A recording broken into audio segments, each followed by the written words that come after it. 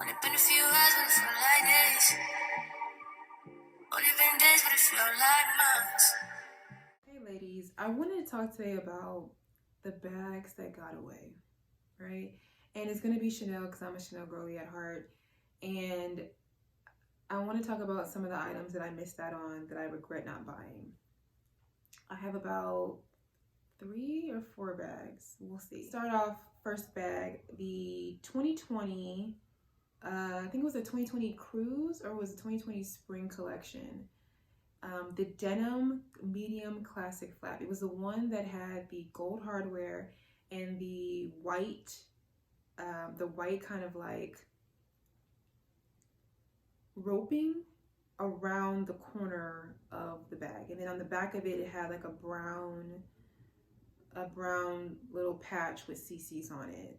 I regret not buying that bag. And I could have bought it back in 2020, in 2020, but I was so on my grind of saving up money and getting out of debt that I was like, I'm not buying any luxury items, any luxury fashion. I am focused on saving and getting out of debt. And it did. It worked out in my benefit because I'm now debt free. I don't have any debt. So it was a win in in the long run, it was the best decision for me to make.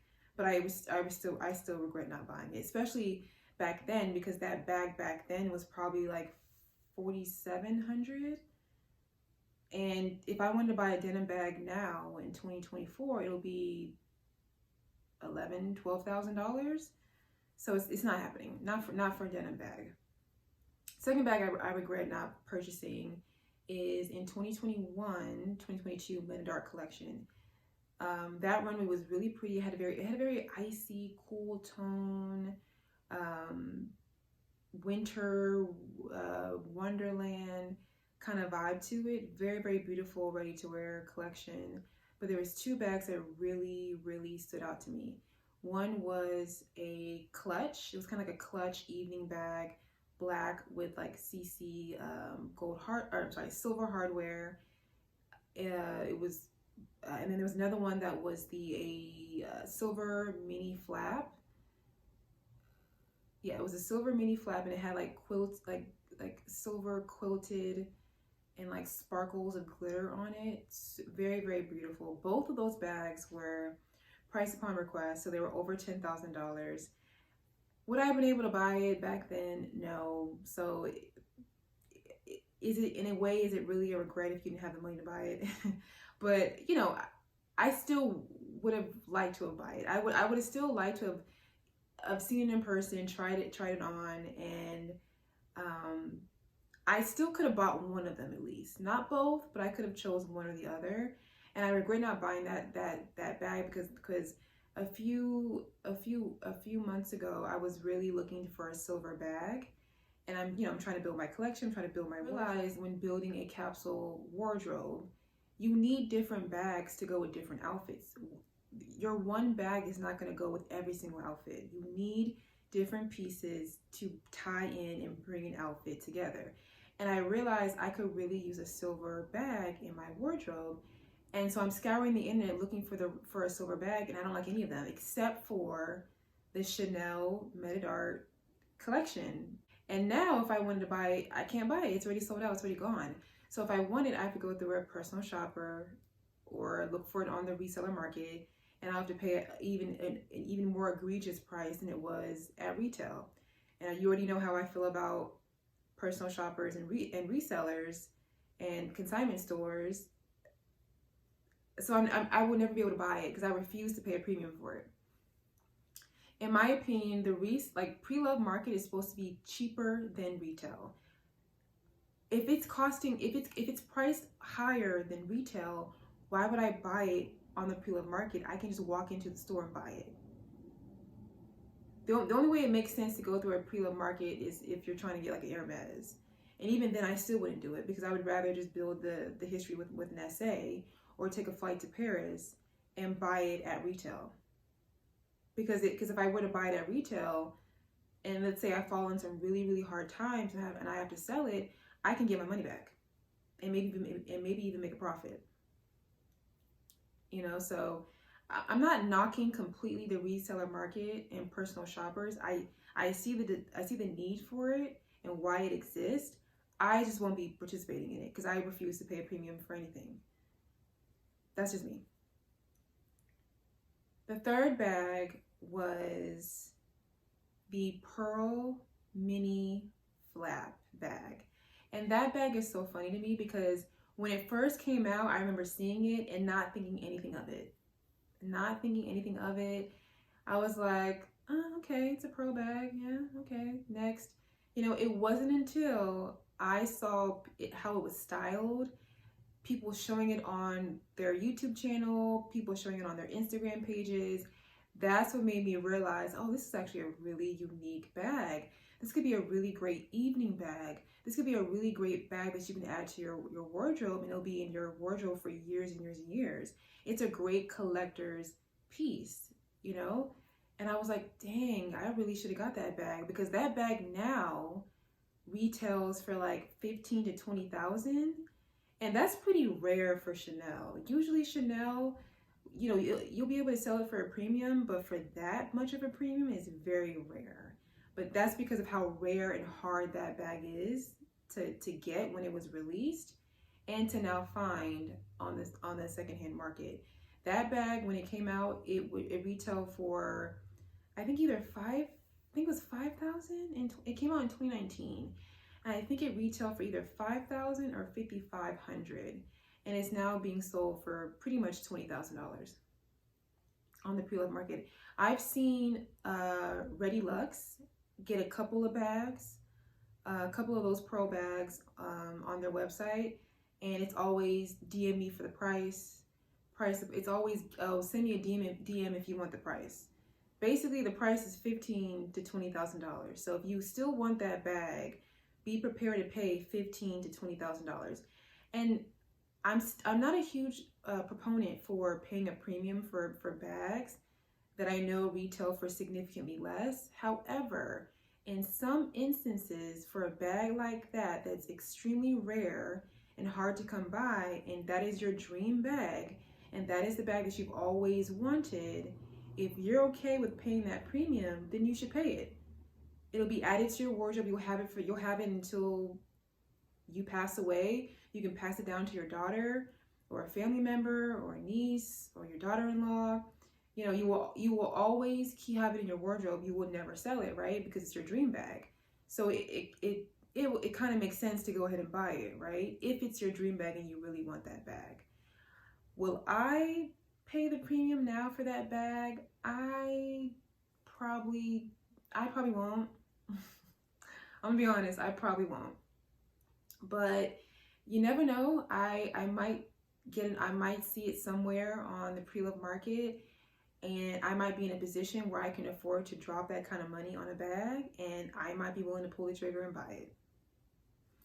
You know, we'll have to see if I happen to come on later on and unbox a Chanel Pearl Mini Flap. You'll know because I came upon I hit the lottery. Okay, you'll know I hit the lottery. I'm in a really great place financially, and that's why I bought it. But that would be the only bag I can honestly say that I would be willing to pay a premium for because of how hard it is to find a bag like that. And Chanel rarely releases pearl bags, especially pearl bags like that, where they're completely covered in pearls. Yes, the pearls are not real, we know that, but the bag itself is very beautiful bag. It's a very stunning bag. That bag is definitely a conversation starter. It's a collector's piece. You will always have it in your collection, or you can always have it in your collection. You can always pass it down to your family, to your children. So, but as I mentioned earlier, if it's a bag you really love and you really want, and you can afford to pay the premium, pay the premium.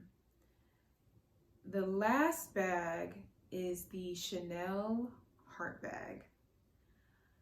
It's so funny about that bag too, because I watched the runway. I watched the runway for that bag when it came out in the 2022 spring summer collection, and I didn't pay any attention to it. I was actually a much bigger fan of the ready to wear. The ready to wear was where I was like enamored with and absolutely loved. But I knew the prices for those, for the jacket, for the dresses, for the swimsuits. I really wanted the swimsuit, but those things sold out so fast. Oh, those sold out so fast. And what I ended up buying instead was a classic flap. And I think I actually bought the classic flap a couple of months earlier, prior to the spring summer collection dropping. And that was before I kind of was like, you know, following a lot of fashion pages, and I was kind of privy to what the next collection was going to be and what was coming out. So I wasn't able to kind of like plan to see like, oh, well, maybe I shouldn't buy this bag now because I should save this money for the next collection that's going to drop in the next couple of months, because there's an item on that in that collection that I really want. I wasn't that deep into the fashion world and pages and websites and private pages and things like that. So I had just pretty much bought a classic flat. I couldn't go ahead and drop another $6,000 for the hard bag. In hindsight, I could have. I had the money to do so, but I knew I wasn't going to be comfortable spending that much money so close back to back. But again, I kind of wish I did, because now trying to buy that bag on the pre-loved market, it's still being sold at a premium.